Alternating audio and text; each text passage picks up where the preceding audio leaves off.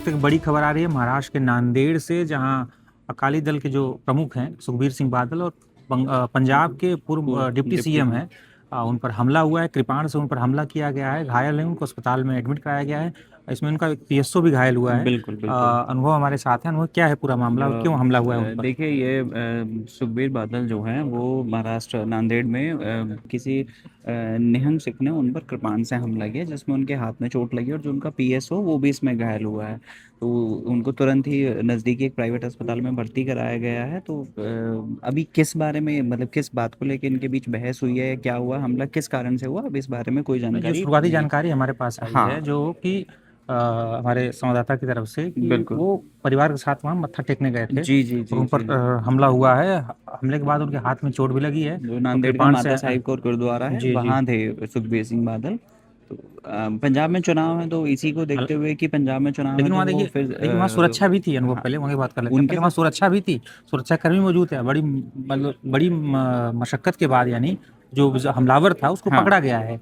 और मतलब हमला हुआ, उसके बाद अफरा तफरी मच गई। पहले तो लोगों को लगा कि ये क्या हो गया, कि ऐसा भी हो सकता है, क्योंकि कोई ऐसा सोचता नहीं है।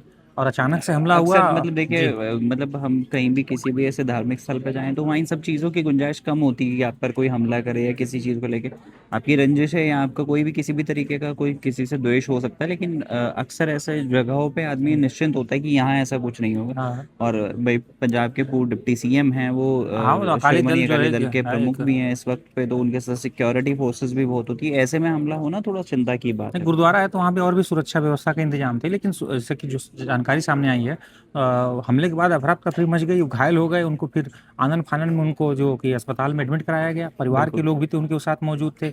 यस्सु भी घायल है। और मतलब अब उससे तो पूछताछ की जा देखिए, रही है। सुखबीर बादल पे इससे पहले भी 2024 में भी एक बार अमृतसर में भी हमला हुआ था उन पे। वहाँ भी उस टाइम पे भी सुखबीर बादल को उस वक्त हालांकि चोट वोट नहीं आई थी कुछ भी, लेकिन उन पर उस वक्त भी एक हमला किया गया था हाँ, उस समय काफी स्वर्ण मंदिर में जो वो थे इस वक्त। आरोप प्रत्यारोप लगाए हाँ गए थे। हाँ हाँ हाँ, बिल्कुल बिल्कुल। लेकिन देखिए, ये मतलब ये बहुत सनसनीखेज मामला है कि इतने बड़े नेता, पंजाब के एक बड़े चेहरे हैं वो। बिल्कुल। और उनके पिता इतने लंबे समय तक मुख्यमंत्री रहे।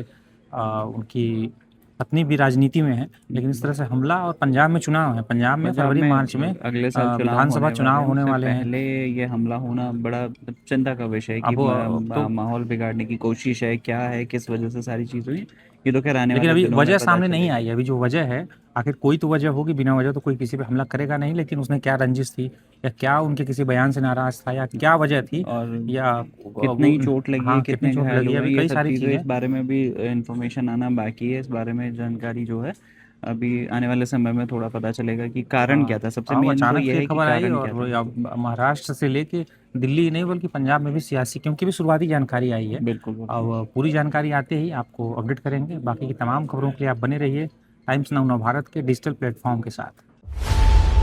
खबरों की रणभूमि में यहां शोर नहीं, सोच लड़ती है। जहां शब्द नहीं, फैक्ट्स वार करते हैं और हर सवाल खोलता है सच की नई परत।